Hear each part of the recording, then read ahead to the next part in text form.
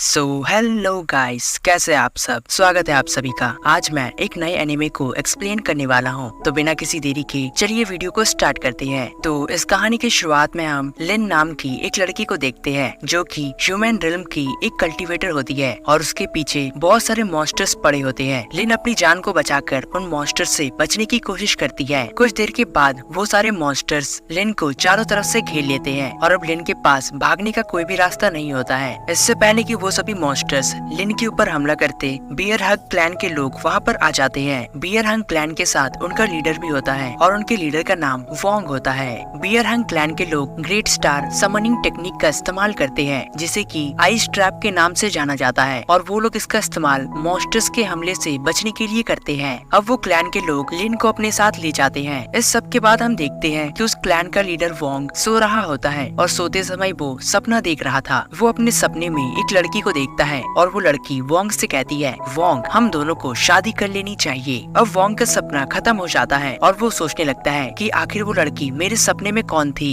अब वहाँ पर उस क्लैन के जनरल शोनान आते हैं। जनरल वोंग से कहते हैं कि लिन तुम्हारा बाहर में इंतजार कर रही है। अब वोंग लिन के पास जाता है और वो लिन को बताता है कि हमने तुम्हारे और दो साथियों को बचाया है और आखिर तुम वहाँ पर क्या करने के लिए आई थी। जिस पर लिन वोंग को बताती है, हम लोग एक स्पिरिट बर्ड जिसका नाम व्हाइट हॉफन है उसकी तलाश में आए थे और उस बर्ड के पास एक बीस्ट कोर है जिससे कि हम लोग अपने सीनियर की बीमारी का इलाज कर सकते हैं, पर उन लोगों ने अभी तक उस बीस्ट कोर को हासिल नहीं किया है। ये सुनकर वोंग लिन से कहता है, कोई बात नहीं, मैं तुम्हें एक बीस्ट कोर देता हूँ जिससे कि तुम अपने सीनियर के जान को बचा सकती हो। साथ ही वोंग लिन से कहता है, मैं तो तुम्हें वो बीस्ट कोर दे दूंगा, पर एक शर्त पर, तुम में से किसी को यहाँ पर 6 साल तक मेरी सेवा करनी होगी। ये सुनकर लिन वोंग की बात मान जाती है और वो उससे कहती है कि मैं तुम्हारी सेवा करूंगी, बस तुम हमें वो बीस्ट कोर दे दो। अब इस सब के बाद वोंग लिन से उसके बारे में पूछने लगता है कि तुम कौन से क्लैन से बिलोंग करती हो। लिन उसे बताती है कि मैं विंड मून सेक्ट से बिलोंग करती हूँ।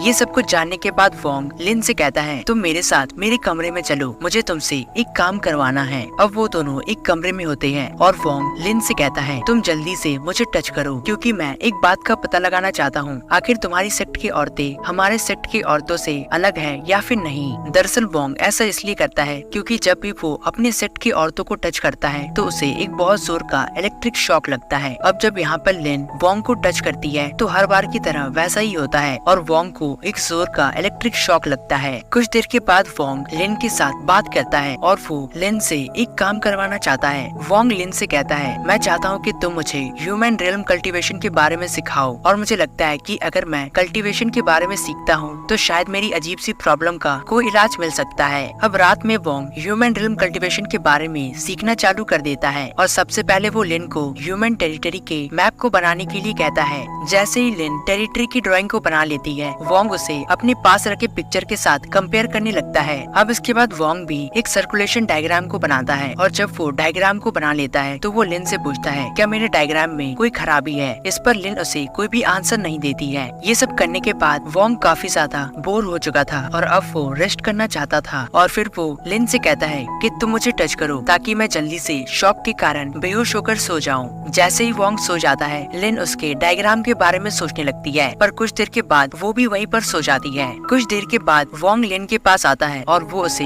नींद से जगाने लगता है। जैसे ही लिन उठती है तो वो अपने सामने वोंग को देखती है और वो उसे देखकर काफी ज्यादा सरप्राइज हो जाती है। लिन देखती है कि वोंग स्पिरिट की एनर्जी को एब्सॉर्ब कर सकता है और उसने तो बस थोड़ी देर पहले ह्यूमन कल्टीवेशन टेक्निक को सीखना स्टार्ट किया था। अचानक से वोंग को कुछ हो जाता है, शायद उसके बॉडी में कुछ प्रॉब्लम हो जाती है। उसे लगता है कि ये सब ह्यूमन कल्टीवेशन टेक्निक के कारण है। दरअसल उसके बॉडी में पहले से एक टेक्निक होती है जिसका नाम स्टार समनिंग टेक्निक होता है और कहीं न कहीं वोंग को लगता है कि वो दोनों टेक्निक आपस में एक दूसरे से टक्कर कर रही है और इसी वजह से उसके बॉडी के अंदर ये प्रॉब्लम हो चुकी है। अब यहाँ पर अचानक से वोंग की मदर आ जाती है। दरअसल उसकी मदर स्टार लॉर्ड टेम्पल की एक प्रीस्ट होती है और वो वोंग से कहती है कि आखिर तुम ह्यूमन कल्टीवेशन टेक्निक को सीखना क्यों चाहते हो। जिस पर वोंग अपनी मॉम को अपनी प्रॉब्लम के बारे में बताता है। वोंग की मदर को लगता है कि शायद ये स्टार लॉर्ड के लिए काफी ज्यादा शर्म की बात है, पर इसके बाद भी वोंग ह्यूमन कल्टीवेशन टेक्निक को सीखना नहीं छोड़ता है। उसे लगता है कि उसकी बीमारी का इलाज इसी से हो सकता है और अगर वो जल्द से जल्द अपनी बीमारी का कोई इलाज नहीं करता है तो बियर हग क्लैन के ऊपर भी इसका असर हो सकता है। अब यहाँ पर उसकी मदर वोंग को एक लॉकेट देती है और जब वोंग उसे पहनेगा तो स्टार लॉर्ड टेम्पल को उसके बारे में कुछ भी मालूम नहीं पड़ेगा।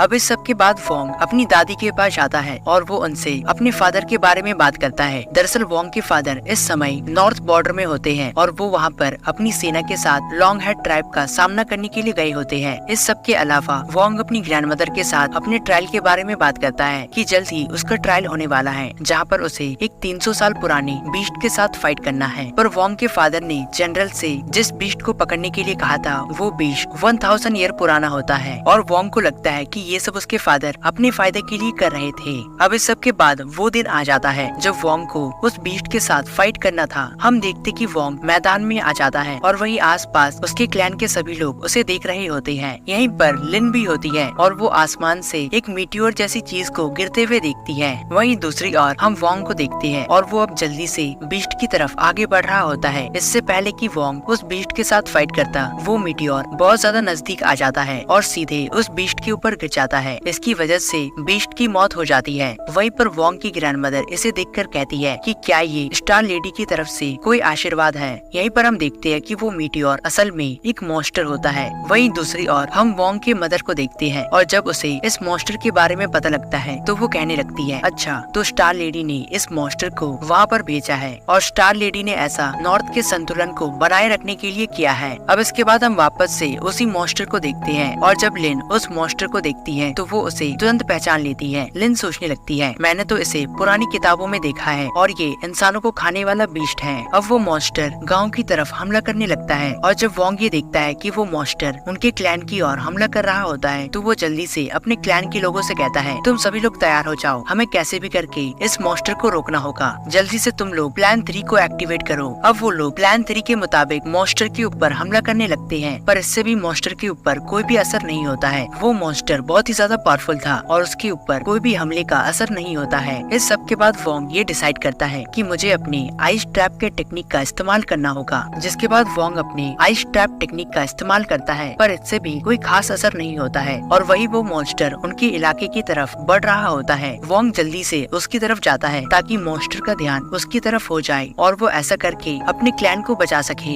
यहीं पर हम एक प्रीस्ट को देखते हैं और वो मॉन्स्टर के सामने प्रे करने लगती है। जब लिन ये देखती है तो वो समझ नहीं पाती है कि आखिर ये प्रीस्ट ऐसा क्यों कर रही है। तभी वहाँ पर वोंग की दादी आ जाती है और वो लिन से कहती है कि तुम मुझे मॉन्स्टर के सामने ले जाओ, पर लिन इसके लिए राजी नहीं होती है। तभी वोंग की दादी लिन से कहती है, हमारे पास इसके अलावा और कोई भी रास्ता नहीं है, तो तुम मुझे प्लीज मॉन्स्टर के पास ले जाओ। ये सुनने के बाद लिन दादी की बात मान जाती है। वहीं दूसरी ओर हम वोंग को देखते हैं जो कि अब अपने अगले अटैक की तैयारी कर रहा होता है। वोंग अचानक से सोचता है कि आखिर ये मॉन्स्टर यहाँ पर क्यों आया है, पर फिर वो इसके बारे में सोचना बंद कर देता है और वो खुद से कहता है, मैं भी कितना पागल हूँ, मैं जंग के मैदान में होते हुए ऐसी अजीब अजीब बातें कैसे सोच सकता हूँ, मुझे तो बस अपने अटैक के ऊपर ध्यान देना चाहिए। अब वोंग जल्दी से अपने नए अटैक का इस्तेमाल करता है जिसका नाम आइस समनिंग डेसेंट होता है। वहीं जब वोंग की दादी उसे देखती है तो वो काफी ज्यादा खुश हो जाती है। वो सोचती है कि मेरा पोता काफी ज्यादा बहादुर है। हम देखते कि दादी लिन के साथ मॉन्स्टर के सामने आ जाती है। साथ ही वो लिन से कहती है कि तुम मेरा आखिरी मैसेज मेरे पोते वोंग को दे देना। और ऐसा कहने के बाद वो अपनी पावर का इस्तेमाल करती है। उनके पावर से वहाँ पर एक बहुत बड़ा सा धमाका होता है और इस धमाके में वो मॉन्स्टर मारा जाता है। हालांकि इस अटैक से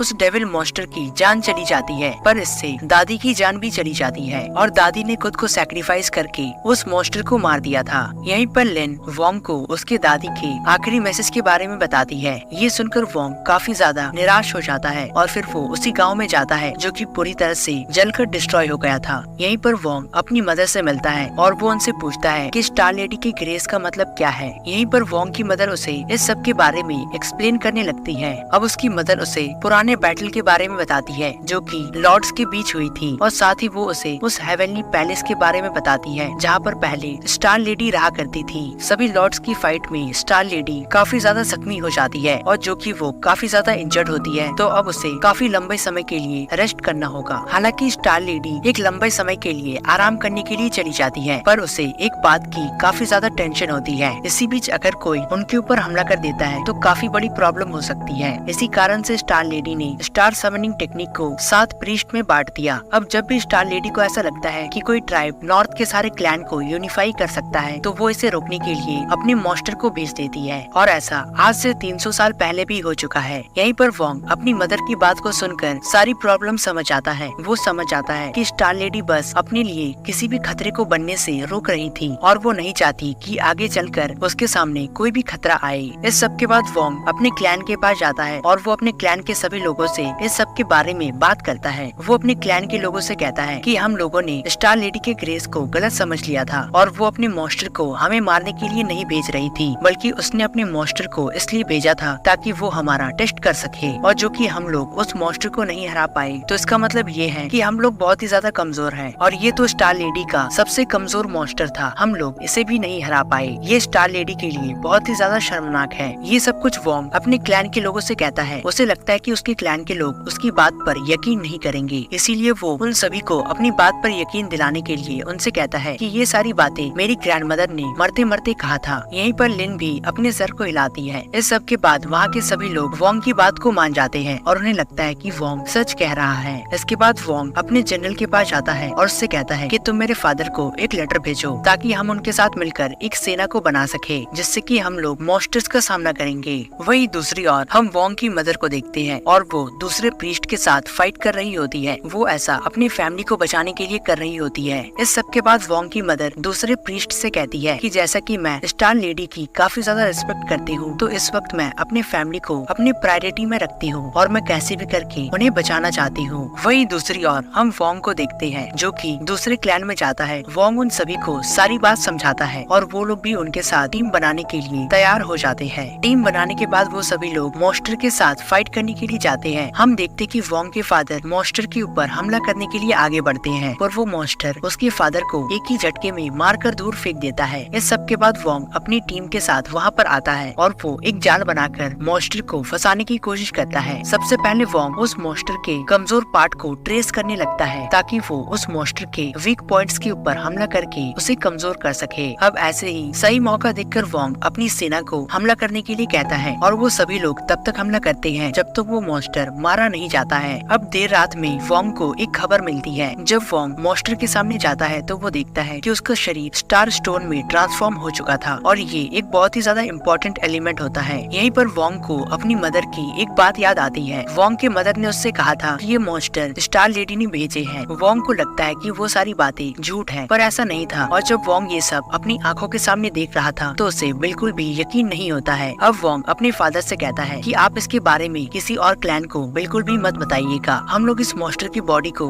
यहीं पर रहने देते हैं और सही समय पर आने पर हम लोग इसके स्टोन को इस्तेमाल करेंगे। इस सब के बाद वो सभी लोग पार्टी करने लगते हैं और यही पार्टी में कुछ लोग वोंग के बारे में बातें कर रहे होते हैं। वो लोग आपस में बात करते हैं कि वोंग के पास अब भी उसकी प्रॉब्लम मौजूद है और अगर ऐसा ही चलता रहा तो फ्यूचर में काफी ज्यादा प्रॉब्लम हो सकती है। अगर वोंग की प्रॉब्लम का कोई भी इलाज नहीं मिलता है तो उनकी क्लैन आगे नहीं बढ़ेगी। अब वोंग के फादर उसके पास आते हैं और उससे कहते हैं तुम जल्दी से अपने लिए किसी लड़की को सेलेक्ट कर लो जिसके साथ तुम शादी करना चाहते हो। यहाँ पर वोंग के मदर फादर उसे बहुत सारी लड़कियाँ दिखाते हैं, पर वोंग जिसे भी हाथ लगाता है उसे हर बार वैसा ही झटका लगता है। यहाँ पर वोंग एक लड़की को देखता है और वो उससे उसका नाम पूछता है। वो लड़की उसे अपना नाम नहीं बताती है। बाद में जनरल वोंग के पास आता है और वो वोंग को बताता है कि वो लड़की याशिकी स्टेट से बिलोंग करती है और ये स्टेट चुड़ैलों के लिए जाना जाता है। वोंग अपने फादर से कहता है कि मुझे इस लड़की को अपना असिस्टेंट बनाना है। अब हम देखते हैं कि उस लड़की को कोई कंट्रोल कर रहा था और वो जो भी होता है वो इसी गांव में कहीं आसपास होता है। कुछ देर के बाद हम वोंग को देखते हैं जो कि अपने कमरे में बैठकर कुछ लिख रहा होता है। यहीं पर उस लड़की को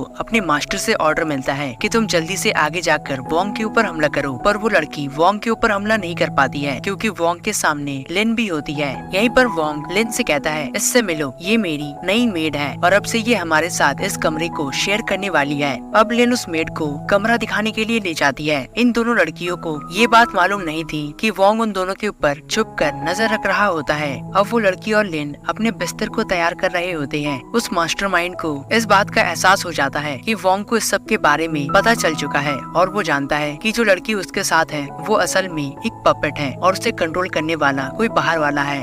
वही दूसरी ओर हम मास्टरमाइंड को देखते हैं और वो अपने लोगों से कहती है हमें जल्दी से यहाँ से निकलना होगा क्योंकि वोंग को हमारे बारे में सब कुछ मालूम पड़ चुका है। वही दूसरी ओर वो पपेट लिन के ऊपर हमला करने वाली होती है। तभी वोंग उस कमरे में आ जाता है और वो उस पपेट को ट्रैप कर लेता है। यहीं पर वोंग लिन को बताता है ये सब कुछ मेरा प्लान था और मैं तुम्हारा इस्तेमाल करके इस पपेट के मास्टरमाइंड तक पहुंचना चाहता था। इस सब के बाद वोंग उस मास्टरमाइंड को पकड़ने में कामयाब हो जाता है और फिर वोंग को पता लगता है कि इस सब के पीछे लॉन्ग हेयर ट्राइब का हाथ होता है। इस सब के बाद वोंग चाहता है कि वो दूसरे क्लैंस के साथ मिलकर लॉन्ग हेयर ट्राइब को पूरी तरह से खत्म कर दे।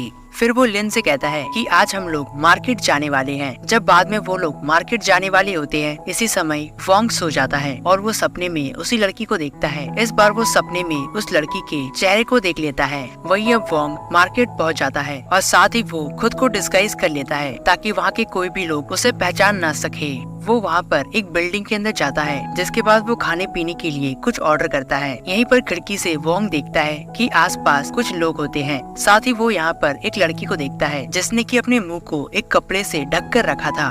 वोंग देखता है कि लड़की के सर पर एक निशान होता है और ये लड़की वैसे ही दिख रही थी जैसा कि वोंग ने अपने सपने में देखा था। अब वो लोग भी उसी बिल्डिंग में आते हैं। यहीं पर वोंग उन लोगों के बात को सुनने लगता है और फिर वो मास्टर वुडोंग के नाम को सुनता है। वोंग समझ आता है कि ये और कोई नहीं बल्कि लिन के मास्टर है।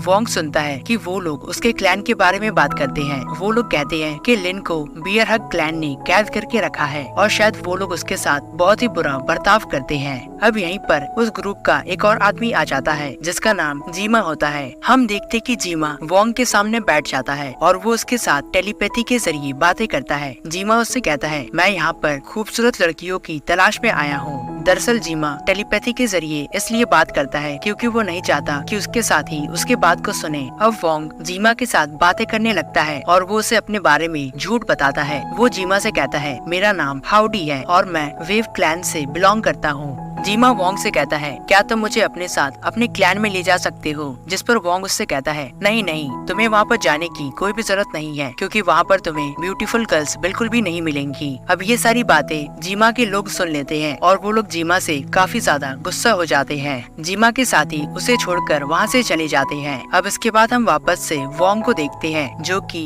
लिन के साथ होता है। तभी वोंग लिन से कहता है क्यों ना हम ह्यूमन रियल में चले जाए, शायद हमें वहाँ पर जाकर इस बीमारी का कोई इलाज मिल सकता है। ये सुनकर लिन वोंग से कहती है ये आइडिया तो अच्छा है, तो फिर ठीक है मैं तुम्हें वहाँ तक जाने में तुम्हारी मदद करूंगी। अब इसके बाद सीन चेंज होता है और हम देखते हैं कि लिन के मास्टर अपने साथियों के साथ बियर हग क्लैन में आते हैं और वो यहाँ पर लिन को लेने के लिए आए थे। जब लिन अपने मास्टर से मिलती है तो वो काफी ज्यादा खुश होती है। लिन के मास्टर उससे कहते हैं मैंने सुना है कि वोंग तुम्हारे ऊपर काफी ज्यादा अत्याचार करता है और इसीलिए मैं तुम्हें यहाँ से लेने के लिए आया हूँ। लिन अपने मास्टर से कहती है मास्टर आपको कोई गलतफहमी हुई है, वोंग मेरे साथ कुछ भी गलत नहीं करता है बल्कि वो मेरे साथ अच्छे से पेश आता है। यहीं पर एक बंदा जिसका नाम वांग लिन होता है वो लिन और वोंग के बारे में अनाप शनाप बकने लगता है। वो कहता है मुझे लगता है कि वोंग बहुत ही ज्यादा ठरकी है और वो तो लिन को अपने मजे के लिए इस्तेमाल करता होगा। साथ ही वांग लिन बियर हग क्लैन के बारे में भला बुरा कहने लगता है। ये सुनने के बाद वहाँ के सोल्जर्स काफी ज्यादा गुस्सा हो जाते हैं। अब यहाँ पर जीमा आ जाता है और वो वांग लिन को चुप कराने लगता है। वो उससे कहता है तुम पागल हो और तुम कुछ भी अनाप शनाप मत बको, तुम्हें मालूम भी है कि तुम इस क्लैन के बारे में क्या क्या बोल रहे हो। अब जीमा लिन से कहता है तुम हमें वोंग के पास ले चलो। अब वो सभी लोग महल के अंदर जाते हैं। जब वोंग उन सभी को आते हुए देखता है तो वो उनके कलर्स को देखकर उनके कैरेक्टर को पहचान लेता है। यहीं पर वोंग उस लड़की को देखता है जिसने कि अपने मुंह को ढक कर रखा था और यही तो वो लड़की थी जो कि वोंग को उसके सपने में आती थी। जीमा यहाँ पर आने के बाद आस पास देखने लगता है और वो ब्यूटीफुल गर्ल्स की तलाश कर रहा होता है। अब लिन वोंग को मिस लिन से इंट्रोड्यूस करवाता है और मिस लिन वही लड़की होती है जिसने कि अपने शक्ल पर एक मास्क लगाकर रखा था। लिन वोंग को बताती है कि मिस लिन फेरी सेक्ट से बिलोंग करती है और वो इस मिशन को लीड करने वाली है। दरअसल लिन का क्लैन बियर हग क्लैन के साथ हाथ मिलाने के लिए आया था और जैसा कि वोंग ने पहले ही कहा था कि वो दूसरे क्लैंस के साथ मिलकर अपने दुश्मनों के साथ फाइट करना चाहता है, तो इसी कारण से लिन का क्लैन आज यहाँ पर उनके साथ हाथ मिलाने के लिए आया होता है। पर यहीं पर हम देखते हैं कि वोंग उनकी ऑफर को एक्सेप्ट नहीं करता है और वोंग उनसे कहता है है मुझे इसके बारे में कुछ सोचकर फैसला करना होगा। अब हम देखते हैं कि रात हो जाती है और जब रात में जनरल अपने कमरे की तरफ आ रहे होते हैं तभी उन्हें एक जोर की आवाज आती है। ये आवाज ऐसी होती है जैसे कि कोई बहुत ऊपर से गिरा हो। जनरल जल्दी से इसे देखने के लिए जाता है। जनरल देखता है कि ये आवाज जीमा के गिरने की होती है और जीमा की छाती पर एक बहुत बड़ा सा घाव का निशान होता है। अब वोंग के लोग जीमा का ट्रीटमेंट करने लगते हैं। साथ ही वोंग अपने लोगों से कहता है तुम सभी लोग इसके बारे में पता लगाने की कोशिश करो कि आखिर ये सब यहाँ पर कैसे हुआ। अब यहीं पर जीमा वोंग से कहता है जब हम लोग यहाँ से तुम्हारे क्लैन को छोड़कर जा रहे थे उसी दौरान हमारे ऊपर एक बहुत बड़े मॉन्स्टर ने हमला कर दिया। जब हम लोग उसके साथ फाइट करने की कोशिश कर रहे थे तो इसी दौरान हम लोग उस मॉन्स्टर के हाथों घायल हो गए। जीमा वोंग को बताता है कि मिस लिंग इस फाइट में काफी ज्यादा घायल हो गई थी और वो लड़ने की हालत में नहीं थी। इसी कारण से हमारे दूसरे साथियों ने हमारी मदद की पर वो लोग भी इसमें ज्यादा कुछ नहीं कर पाए। वो मॉन्स्टर बहुत ही ज्यादा पावरफुल था। हम लोग कुछ भी करते पर उसका सामना नहीं कर पाए। कुछ देर के बाद उस बीस्ट ने मेरे ऊपर हमला कर दिया। मैंने जैसे तैसे करके अपने अटैक का इस्तेमाल किया और उस बीस्ट के ऊपर हमला कर दिया पर फिर बाद में क्या हुआ मुझे इसके बारे में कुछ भी मालूम नहीं है। वो वोंग से कहता है मेरे बाकी साथी आखिर कहाँ पर हैं और हमें उन्हें ढूंढना होगा। जिस पर वोंग जीमा से कहता है तुम उनकी चिंता मत करो, तुम यहाँ पर आराम करो। कुछ देर के बाद जीमा वहाँ से भागने की कोशिश करता है पर वोंग उसे देख लेता है और फिर वो जीमा से कहता है मैं भी तुम्हारे साथ तुम्हारे साथियों को बचाने के लिए जाना चाहता हूँ। जब वो लोग उसी जगह पर जाते हैं जहाँ पर उस मॉन्स्टर ने उनके ऊपर हमला किया था तभी वोंग जीमा से कहता है तुम जाकर मिस लिंग को देखो और हम लोग तुम्हारे ऊपर पीछे से नजर रखते हैं। वहीं अब जीमा मिस लिंग के पास जाता है। अब वो वहाँ पर मैडमिन और वोंग लिन को देखता है। फिर वो सभी लोग वहाँ से आगे बढ़ने लगते हैं। यहीं पर मैडमिन और वोंग लिन जनरल और वोंग को देखते हैं। जनरल जल्दी से उनके ऊपर हमला करता है पर मैडमिन जनरल के अटैक को ब्लॉक कर देती है। अब वोंग जीमा को बताता है कि मैडमिन और वोंग लिन दोनों मिले हैं और वो लोग कुछ बड़ा प्लान कर रहे हैं। वोंग बताता है कि वांग लिन मिस लिन के साथ शादी करना चाहता है और इसमें मैडमिन वांग लिन की मदद करना चाहती है। उन दोनों ने मिलकर एक प्लान बनाया था और अपने मॉन्स्टर के साथ इस प्लान को एग्जीक्यूट कर रहे थे। जैसे ही वो मॉन्स्टर मिस लिन के ऊपर हमला करेगा वांग लिन वहाँ पर आकर मॉन्स्टर के साथ फाइट करेगा और वो मिस लिन को बचा लेगा। जैसे ही वांग लिन मिस लिन को बचा लेगा तो मिस लिन उससे इम्प्रेस हो जाएगी और फिर उसके साथ वो शादी कर लेगी। ये पूरा प्लान इन दोनों का था। यहीं पर जीमा वोंग की बातों को सुनकर काफी ज्यादा हैरान हो जाता है और वो कुछ भी समझ नहीं पाता है। वोंग उसे बताता है कि मैंने तुमसे जो भी कहा ये सब कुछ सच है और तुम्हारे साथी तुम्हारे पीठ पीछे बहुत ही बड़ी प्लानिंग कर रहे हैं जिसके बारे में तुम्हें जरा सा भी अंदाजा नहीं है। अब वहाँ पर वो बड़ा सा मॉन्स्टर फिर से आ जाता है जिसके साथ जनरल फाइट करने लगता है। यहीं पर अब वोंग वांग लिन का सामना करता है।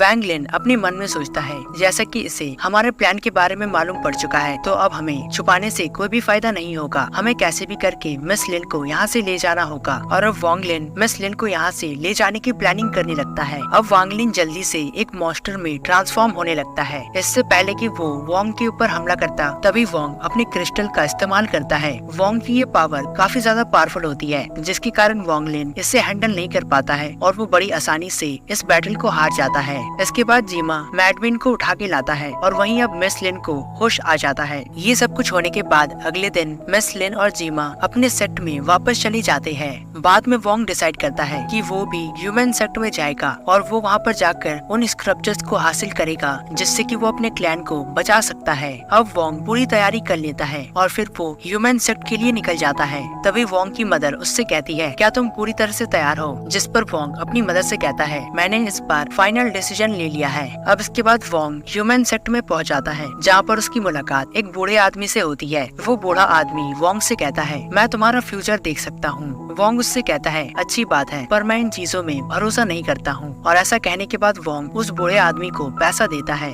जाने से पहले वोंग उस बूढ़े आदमी से कहता है तुम अपने लिए नए कपड़े खरीद लेना ताकि तुम उन कपड़ों को पहनने के बाद एक प्रोफेशनल लगो। अब वोंग वहाँ से चला जाता है और वो बूढ़ा आदमी वोंग का पीछा करने लगता है। जैसे ही वो बूढ़ा आदमी वोंग के साथ उसके कमरे में जाता है तभी वो बूढ़ा आदमी वोंग को टेलीपोर्टेशन टेक्निक दिखाता है। ये देखकर वोंग काफी ज्यादा सरप्राइज हो जाता है। उसने आज से पहले ऐसी टेक्निक को नहीं देखा था। साथ ही वो बूढ़ा आदमी वोंग से कहता है मुझे तुम्हारे बारे में सब कुछ मालूम है और मुझे मालूम है कि तुम्हें एक अजीब बीमारी है। उस बीमारी के बारे में मुझे सब कुछ मालूम है। बाद में लिन को इसके बारे में मालूम पड़ता है और जब लिन वहाँ पर आती है तो वो बूढ़ा आदमी उसे बेहोश कर देता है। अब वो बूढ़ा आदमी वोंग को अपने साथ वहाँ से ले जाता है और वो दोनों टेलीपोर्ट होकर एक दूसरी जगह में आ जाते हैं। अब वो बूढ़ा आदमी और वोंग एक रास्ते पर आगे बढ़ रहे होते हैं। यहीं पर वो बूढ़ा आदमी वोंग वोंग को अपने बारे में बताता है। मेरा नाम लिन शॉन है और मुझे लेजेंडरी शिनॉन के नाम से भी जाना जाता है। वो बूढ़ा आदमी वोंग को उसकी बीमारी के बारे में बताता है। आज से बहुत सालों पहले जब इमॉर्टल्स के बीच में एक बैटल हुआ था, इसी दौरान ये इलनेस इस दुनिया में आया था। पर तुम्हारे पास एक मौका है, तुम अपनी इस बीमारी से खुद को ठीक कर सकते हो, पर इसके लिए तुम्हें अपने 9 लेवल तक पहुंचना होगा। और अगर तुम अपने हाईएस्ट लेवल पर पहुंच जाते हो तो शायद तुम मैनकाइंड के अगले एम्परर बन सकते हो। और अभी के लिए यहाँ पर मैनकाइंड का एम्परर मैं हूँ और शायद से तुम मैनकाइंड के अगले एम्परर बन सकते हो। अब वो बूढ़ा आदमी वोंग से कहता है, अगर तुम अपने बीमारी का इलाज करना चाहते हो तो तुम्हें इसके लिए एक टेक्निक को सीखना होगा और सबसे पहले तुम्हें 4 काम को करना होगा। जिसके बाद वोंग चारों काम को करने लगता है। सबसे पहले वो लकड़ी काटता है और लकड़ी काटकर वो एक घर को बनाता है। 1 महीने के बाद वोंग घर को कंप्लीट कर देता है। ऐसे ऐसे करके वोंग अपने चारों कामों को कंप्लीट कर देता है और सारे काम को करने के बाद वो बूढ़ा आदमी वोंग को एक अवार्ड जैसी चीज देता है। वोंग ये देखकर काफी ज्यादा खुश हो जाता है, पर बाद में वो उस बूढ़े आदमी के एक बॉक्स में देखता है जिसके अंदर वैसे बहुत सारे अवार्ड होते हैं। ये देखकर वोंग बहुत ही ज्यादा गुस्सा हो जाता है और वोंग ये देखकर समझ जाता है कि ये बूढ़ा आदमी बहुत ही ज्यादा चालाक है और ये जो घर उसने मुझसे बनवाया है, ये घर उसने अपने लिए बनवाया था। इस सब के बाद वो बूढ़ा आदमी वोंग से कहता है, तुम धीरे धीरे इस टेक्निक को सीख जाओगे और अभी के लिए तुम इस टेक्निक के 3rd लेवल पर हो। साथ ही वो बूढ़ा आदमी वोंग को वुमेन कंट्री के बारे में बताता है जहाँ पर एक प्रॉब्लम होती है और अगर वोंग उनकी मदद करना चाहता है तो वो अपने स्टार समनिंग टेक्निक का इस्तेमाल कर सकता है। अब इसके बाद वो बूढ़ा आदमी वोंग को जल्दी से वुमेन कंट्री में ट्रांसपोर्ट कर देता है। जब वोंग उस कंट्री में पहुँच जाता है तो वहाँ पर वो एक लड़की को देखता है और वो लड़की वोंग के ऊपर हमला करने वाली होती है। वोंग कैसे भी करके खुद को बचा लेता है, पर वो लड़की फिर से उसके ऊपर हमला करने के लिए आती है। बाद में वो लड़की वोंग को गौर से देखती है तो वो उसके हैंडसम फेस को देखकर वहीं पर रुक जाती है। अब वो लड़की वोंग को अपना नाम बताती है, मेरा नाम जनरल फेंगी है। जब वोंग वहाँ से बाहर आता है तो गार्ड्स उसे देख लेते हैं। जनरल फेंगी वहाँ पर आकर वोंग को गार्ड से बचा लेती है। वोंग उससे कहता है कि मुझे यहाँ से बाहर जाना है, पर जनरल फेंगी उसे वहाँ से जाने नहीं देती है। तभी वोंग उसके साथ फाइट करता है, पर वो उस फाइट में हार जाता है। अब जनरल फेंगी वोंग से कहती है, मैं तुम्हें क्वीन के सामने ले जाने वाली हूँ। ये सुनकर वोंग काफी ज्यादा डर जाता है और वो जनरल फेंगी को अपनी सारी सच्चाई बता देता है। अब अगले दिन जब वो लोग क्वीन के पैलेस में जा रहे होते हैं तभी वोंग रास्ते में बहुत सारे बड़े बड़े पुतलों को देखता है और उन्हें देखकर ऐसा लगता है कि वो पुतले अब भी जिंदा है। साथ ही वहाँ पर वोंग एक बैरियर को देखता है जिससे कि बाहर निकलना बहुत ही ज्यादा मुश्किल था। जब वोंग पैलेस में जाता है तो वहाँ पर वो एक आदमी को देखता है जिसे कि वहाँ के सोल्जर्स ने बांध कर रखा था। वो आदमी और कोई नहीं बल्कि जीमा होता है। वोंग उसे देखकर काफी ज्यादा हैरान हो जाता है। यहीं पर मिस लिन भी होती है और मिस लिन ने जीमा को बंदी बनवाया था क्योंकि उसे लगता है कि जीमा ने बहुत ही बुरे काम किए हैं। जब वोंग इसके बारे में सुनता है तो वो उन सभी से रिक्वेस्ट करने लगता है, शायद आप लोगों को कोई गलतफहमी हुई है, ऐसा नहीं हो सकता। जीमा ऐसा नहीं कर सकता क्योंकि ये बहुत ही ज्यादा कमजोर है। इसके पास तो इतनी पावर्स भी नहीं है कि ये किसी के साथ कुछ गलत कर सकता है।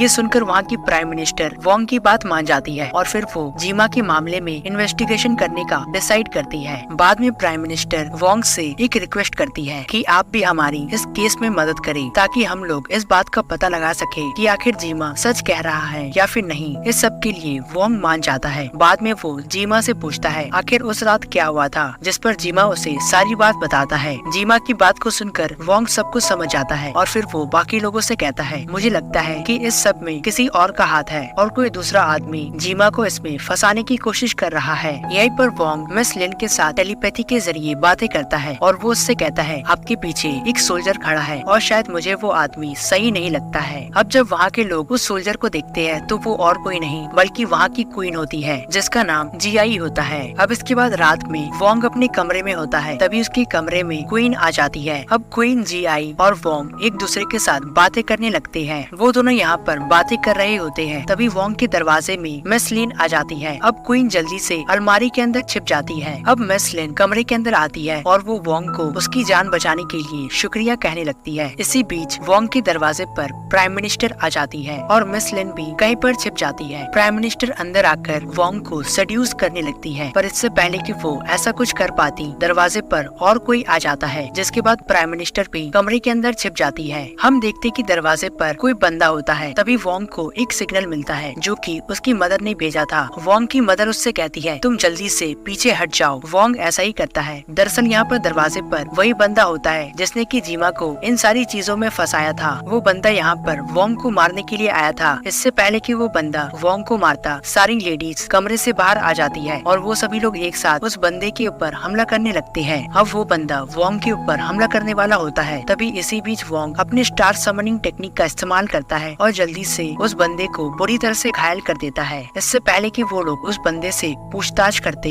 वो बंदा खुद को डिस्ट्रॉय कर लेता है। अब अगले दिन वोंग पैलेस में जाता है जहाँ पर वो एक पूल को देखता है। उस पूल का नाम प्रेगनेंसी पूल होता है और यहाँ की औरतें प्रेग्नेंट होने के लिए उस पूल में जाती हैं। यहाँ पर आने के बाद वोंग को कुछ अजीब सा महसूस होने लगता है। प्राइम मिनिस्टर वोंग को बताती है कि अभी अभी तुम्हें जो महसूस हुआ है वो वुमेन कंट्री का गार्डियन बीस्ट है। अब वो सभी लोग एक साथ मिलकर शराब पीने लगती है। शराब पीने के बाद सभी लोग बेहोश हो जाते हैं, पर वोंग अब भी जागा होता है। उसे बहुत अजीब लगने लगता है, इसीलिए वो एक बैरियर बनाकर वहाँ पर सोने की एक्टिंग करने लगता है। अब बाकी सभी लोग होश में आ जाते हैं और यहीं पर वोंग को पता लगता है कि ये सब के पीछे जनरल फेंगी का हाथ है और वो इस क्लैन के खिलाफ जंग करना चाहती है। अब इसके बाद हमें बहुत सालों पहले का सीन दिखाया जाता है जहाँ पर मिस फेंगी एक लड़की को देखती है और उस छोटी बच्ची को एक बीस्ट के पास ले जाया जाता है। दरअसल यहाँ के लोग उस छोटी बच्ची को बीस्ट का खाना बना देते हैं। ये देखकर फेंगी बहुत ही ज्यादा डर जाती है। ये सब कुछ यहाँ का एक रिवाज होता है। हम देखते कि जनरल फेंगी इस रिवाज को हमेशा के लिए बंद करना चाहती है ताकि किसी भी बच्चे को अपनी जान गंवाना ना पड़े। वहीं जब जनरल फेंगी अपने साथियों के साथ बेसमेंट में जाती है तो वहाँ पर वो लोग एक बीस्ट को देखते हैं। दरअसल ये बीस्ट इस क्लैन का प्रोटेक्टर होता है। अब जनरल फेंगी और उसके सभी साथी बीस्ट के ऊपर हमला करना शुरू कर देते हैं। अब वहाँ पर वोंग भी आ जाता है। जनरल फेंगी जल्दी से उसे मारने के लिए आगे बढ़ती है, पर वोंग उसके सामने आकर उसे जल्दी से रोक लेता है। अब वोंग जनरल फेंगी को बताता है कि ये बीस्ट तुम्हारे क्लैन के लिए बहुत ही ज्यादा इम्पोर्टेंट है। अगर तुम इस बीस्ट को मार देती हो, यहाँ का प्रोटेक्टिव बैरियर हमेशा के लिए खत्म हो जाएगा। तो तुम्हारे क्लैन के बाहर जो बड़े बड़े स्टैचू है उनके अंदर के बीस्ट बाहर आ जाएंगे और वो सभी लोग तुम्हारे क्लैन के ऊपर हमला करके तुम्हारे क्लैन को पूरी तरह से डिस्ट्रॉय कर देंगे। हम यहाँ पर जनरल फेंगी को अपने बचपन की एक बात याद आती है। जब वो जीआई के साथ खेल रही थी तो जीआई उससे कहती है मुझे बीस्ट बनने से बहुत ही ज्यादा डर लगता है। अब वहाँ पर प्राइम मिनिस्टर आ जाती है और वो उस बीस्ट को मैजेस्टी कहने लगती है। ये सुनकर वोंग काफी ज्यादा सरप्राइज हो जाता है और फिर जनरल फेंगी जल्दी से बीस्ट के ऊपर हमला कर देती है। इससे वो बीस्ट अचानक से डिसअपियर हो जाता है और एक क्राउन जल्दी से उड़कर वहाँ से जाने लगता है। और वहीं दूसरी ओर वोंग जनरल फेंगी को देखता है जो कि क्वीन को लेकर वहाँ से जा रही होती है। वोंग अपने साथियों के साथ जनरल फेंगी के पीछे जाने लगता है। अब वो सभी लोग क्वीन को बचा लेते हैं। इस सब के बाद क्वीन उस क्राउन को एक्सेप्ट करने के लिए तैयार हो जाती है क्योंकि वो वुमेन कंट्री को बचाना चाहती है। अब वोंग यहाँ पर एक तरीका निकालता है जिससे कि वो लोग वुमेन कंट्री को बचा सकते हैं। अगर वो लोग इंसानों के बिलीफ को कलेक्ट करते हैं तो फिर इससे काम बन सकता है। इस बात को क्वीन भी मान जाती है और अब वो इस टेक्निक को परफॉर्म करना स्टार्ट कर देती है और अब उनका ये आइडिया काम आ जाता है। अब इसके बाद हम ओल्ड मैन को